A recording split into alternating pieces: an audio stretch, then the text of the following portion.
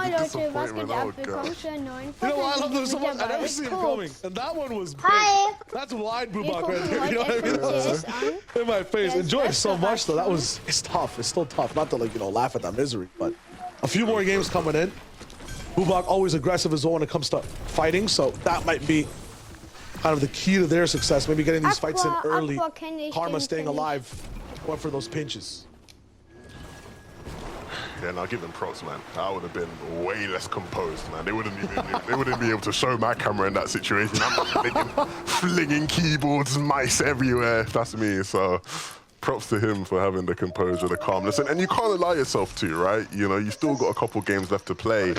You can't allow yourself to lose your head. Like I said at the start of the show, a lot of these players would have just been playing a solo cash cup. And if you've ever played a solo cash cup, you know it's very, very easy to lose your composure after playing that. So a lot of these guys would have had to reset and, you know, sort of keep themselves in a positive mental state because, you know, these are huge games. You can't allow yourself to be triggered.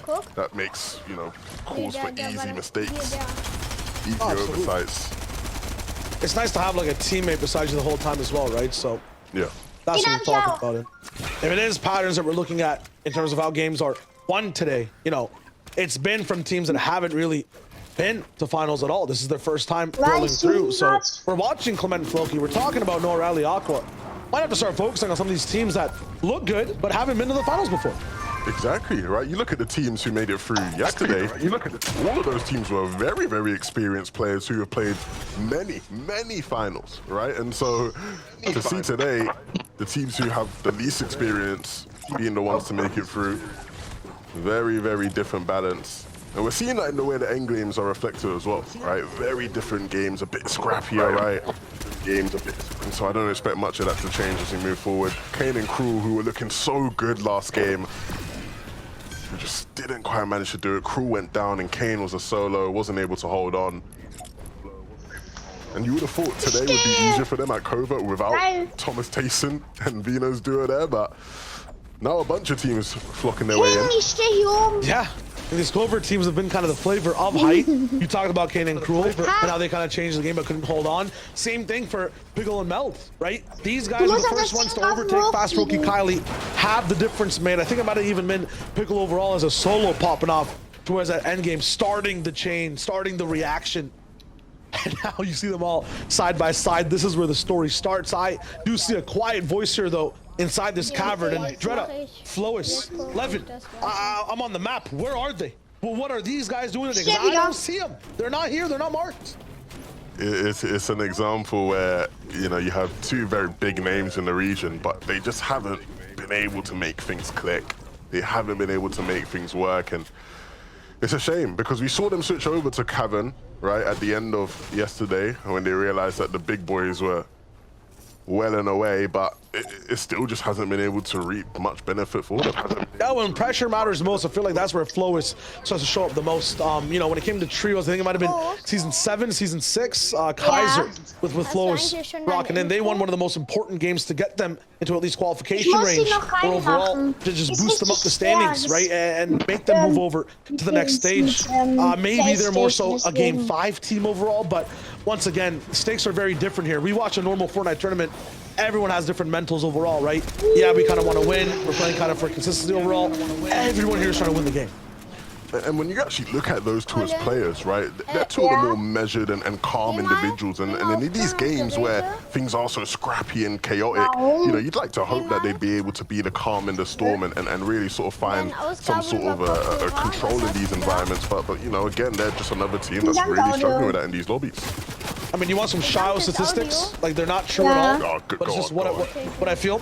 I feel like right now, we have the most capitalization on mistakes situations. So cams for short, okay? They're the most cam situations going on. And I'm making that claim based off of what I saw from Floki and Clement, right? Left the wall open for just to air out the window, right? Is someone was cooking some food, it was stanking up the box and they just wanted a little bit of fresh air. Andy right there in a fraction of a second, right? Kane and Cruel have high ground. Fast Roki Kylie chilling. Fast Roki asks Kylie, yo, did you leave the stove on? Did we lock the car? Boom, Pickle's there. Fraction of a second. The cams are insane right now. Levin, right? In these situations, I mean, I have no stats to back this up. I'm just making claims once again. But it seems like the pressure's on Sfro. And Dread and Flois, maybe they're overthinking. Maybe too much is going on. They can't handle the cams. I'll be real, bro. I don't blame them in that situation. If my mom turned around and said to me, yo, did you leave the stove on? I'm shook, man. I'd lose all And then Pickle's right there next to your shoulder. Yeah, you're right. Boom, bop, you're right. You're done. Yeah. Tough situation. Cams. How many cams per night do these guys average? I honestly don't even remember the term I even made what it stands for. So this will be tough answering that question as the inventor of the term. Not my brightest moment, so I'm just gonna say 4 or more than 4. 4. Yeah. They average 4 cams per 90. Nice. Wow. Floki and Clement, they have struggled to capitalize on that was mistakes. Yeah. Capitalize. Where's the A? Where's the A? Where is the A? Dude, am I bad at math and English? That's crazy. Look, it's all right. See how I'm keeping quiet every time you do math and English? I'm not good either. I just shut up. You know? You're saying away so it doesn't leak into your system, man. It's smart. That's smart. Wow. It's troublesome. It's troublesome. Z got Andy. I think this is the first time we're actually seeing them kind of in the lead consistently as well. That's cool. Yeehaw. Very proud. Unfortunately, every time we do see Zigot and Andy at a form of the lead, you know, if it's height, if it's good looks, greener pastures, I see him crashing down. Not trying to jinx anything or call for a certain pattern, but they need to defy, you know, what they're set up to be to move onwards in this competition and go for the finals.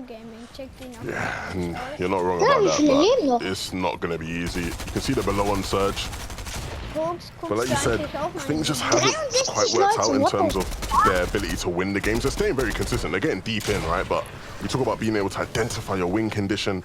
Once you get to 8th zone, you just got to start thinking, yo, how do we win this game, right? Yeah, we're sitting comfy on mid-ground, we're sitting comfy on the height, we're sitting comfy low, but what's the actual pathway to winning this game? Copyright. You want to know? Go on, hit me. This is copyright. You have to basically throw all your strats in a blender, blend it up, and then just go with what comes first. I feel like everyone that has a plan so far is just absolute shambles. You look at things yesterday, right, Levin? It's all FNCS crazy finalists who've been before, the coded names, they're moving through.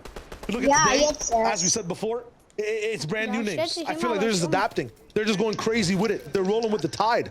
Meanwhile, some of the old guard, they're not on surfboards, man, on this big wave. They're just trying to swim. They're trying to do things their own classic way. That's not the theme of day number 2.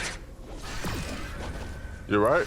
You're spot on there. I think the big thing is, though, right? A lot of these teams, as they're blending all these strats into one, you know, you got to leave some of the bits in there, right? You want to leave it a bit chunky, give yourself a bit more options. But some of these guys going a bit too ham on the blender. Do you know what I mean? It's all good and well having a smooth drink, but if you can't pick out what your strat is going to be from that point, things get rough. I'll tell you that much. Look, another game where these guys are below on surge mid-game, but not too far. They should be able to do enough damage, and I think the big positive for them is that they're looking good on materials in this one, and maybe this will be the chance they do get enough damage to get just above, but they got to be careful. We'll wait for that to update.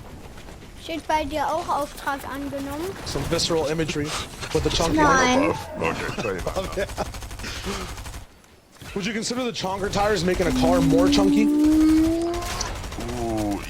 Ooh, yes, but you know, I like a bit of chunky, you know. Nein. I feel like chunky has, you know, the negative connotations, but you know. Mein I'm just saying, like, you know, from a statistical standpoint. Yeah, nah, I feel you. Yeah. That's tough. This is kind of just gruesome for a lot of teams. Looking at the storm surge situations we talked about, so you got an Andy every time in the lead. It just seems like a curse for them. No difference here right now. What a good attempt from Andy as well against Clement. That's crazy that they're in the situation, but now finally capitalizing. That's what I'm talking about when it comes to a different team beside them at a low cost. It feels like every time we watch Floki and Clement operate, they have like a V48 engine. The gasoline is just getting chugged the whole time. Mats are being siphoned away. Their shots are being siphoned away. And the fight lasts forever. I'm watching like an opera go down. I'm here to just watch a 1 hour action movie. You know what I mean? So like this time though, it was very fast, quick. You know, speedy YouTube video, the highlights of a movie, so to speak, with just one set piece. That was a nice timed fight. Yeah, don't leave too soon though. You might miss the mid-credit scene because it's not done, right? They still got a bit more action in the tank. They've got to make their way towards the zone. And this is what's happening elsewhere in the map. 70 below, Boofink, Bevies. Oh gosh, this was rough. Just not much you can do there, right? We talk about this season's meta. You can see the SMG is so strong. And so when you've got two players who know how to coordinate their sprays and just get in on you, it can be so suffocating. And Bevies suffered that fate. So back to the drawing board, back to the lobby. Refscott and Scramdo still alive in this one, still trying to make up for last game's wrongs. Maybe this time if they're a duo, they will be able to win that low ground battle instead of falling second place. You can see the difference in drive between both teams as well. Kylie and Fasroki electing, you know, not to talk too much, be quiet, maybe a little bit more romantic as they go through these mountains. Meanwhile, Refsguard, Scram, not sure what argument they're having inside that taxi, but it's loud. Refsguard just shooting shots at the window in the bushes as well. Their vehicle takes like half its HP's worth of damage. I'm not sure if it's just like a flex thing, if they need to have the action as a part of them while they move, but man, these your cars, they're gonna suffer the fate. It's a thing is that like they've been doing that all game. Right? At what point does it end, boys? At what point does it end? Oh man, no, Riley Aqua, they are popping off right now, and even from yesterday. Top five, stay alive, but they want to win a game, right? Like, even with consistency, it's looking good so far. You saw yesterday, though, you want to hit kind of your triple digits to get that 120 mark. That's where you kind of lock in your entire tournament in terms of being in the top 6. They're almost past that halfway mark, basically, with 72. But winning would be huge. And at Rocky Reels, you can control height. You can have a little bit of strategy. You don't really have to worry about water whatsoever. So we are in the element, in the domain of Aqua and Noah Riley. The big thing with Aqua and Noah Riley is the past 2 games, they've gone down in 9th place, right? 23 minutes and 14 seconds in, 23 minutes and 9 seconds in, right? So they're basically going down at the exact same points in both games. And the big thing is about whether there's some iteration now, whether there's a readjustment in their strategy, because, you know, fool me once, shame on you. Fool me twice, shame on me. Fool me 3 times. Forget the peace signs. Clement and Floki gonna need to try and make things better for themselves as well. We talked about how they're one of the red carpet duos sitting in 8th, and that might be okay, right? In terms of going for consistency and trying to, you know, toe the line a bit. I want something a bit more glamorous for them because they keep getting deep into these games, Shayo, and their kit looks good. Look, he's got a Spider-Man web shooter. Ooh, what's this rotate? Oh, I don't mind that. I like that. That's all right. It's fast, but once again, that's like Clement making a split decision reaction. We saw Floki editing a box while Clement was looking at something else. But what I'm seeing here is a bunch of different pages, and right now it's not time to read a book. You want to be on just one newsletter, one flyer together. You want to be on the same page, and it feels like Clement and Floki game after game get spread apart a bit more. That was the story of Refsguard and Scram yesterday as well. Sometimes Scram moving too fast, sometimes Refsguard following up too slow. This time, it will be Refsguard all the way up to the front by himself, but once again, Scram wasn't there. I feel like taking these risks, although you need to for the surge, it's the reason these teams are so kind of different in the way they end up moving as teammates, and then just, you know, end up getting split apart halfway.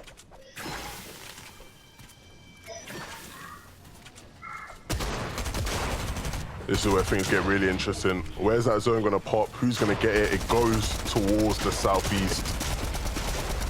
Guck mal, wie klein die Zone ist, ne? For Aber guck mal, wie half the lobby, viele you can see Leute noch not many leben. teams in the lobby are sitting in zone. A lot of them here with Refsguard and Scram somewhere near it, but they've got a lot of teams in between them, and so they're gonna have to elevate to get out of here realistically. but you can see they've got their eyes set on trying to pick off some of these teams. Hast du den super A real tough battle down below, and they have some edits, they have some control. But I think here realizing, okay, we did what we could. Maybe it's time to get into the zone now. Sonst habe ich auch, warte. Gonna be tough. So many teams on all sides. Only two that really own it, but they might be just overwhelmed with the amount of players coming in. Scram Ref's guard kind of looks like deja vu from the last game. Chili Chugs pop, but I don't think they're gonna be able to find a pad at this moment. Just gonna have to run in, use a lot of materials as they do so. Floki coming, kind of the same situation, but they're already inside the zone. Aqua and Noah Rally on the right side have, I feel like, started in it overall and just made a new entire base. Just staying very chill on the web shooters as well. Meld not making it towards this cut. There is no Storm Surge up right now, but the next one will start to churn, and a lot of players will have to fall before that 7th zone locks in. Yeah, they got to start thinking about what their options are. If you're Scram and Ref's guard, right, you've not got the best of mobility in terms of not many Spider-Man web charges left. I think what they have is going to basically be committed completely to first moving, which means from there on out, you're going to have to use your materials, and they've not got an abundance, so they need to start thinking about setting up for a refresh at some point.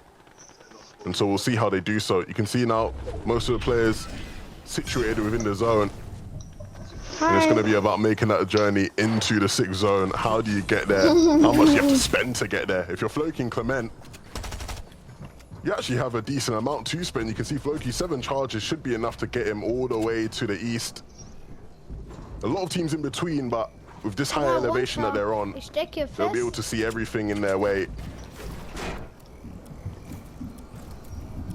It's time to swing. How do you know about the top on a max zone rotation? Meanwhile, everyone down below starts to set the web shooter completely on fly. He'll just use the launch pad, though. Swifty not beside him. It'll be a solo effort while he's below on Surge as well. New base is starting to be formed inside that desert, though, up on top of the mountains, down below in the sand. Huddy will choose one of the higher points of elevation. Meanwhile, the rest of the lobby will try to fight to see who can have the high ground. Not everyone's moved yet. Floki Clement waiting until the last possible moment. You talked about the swing 11, and here we go. Untouched, unfaltered.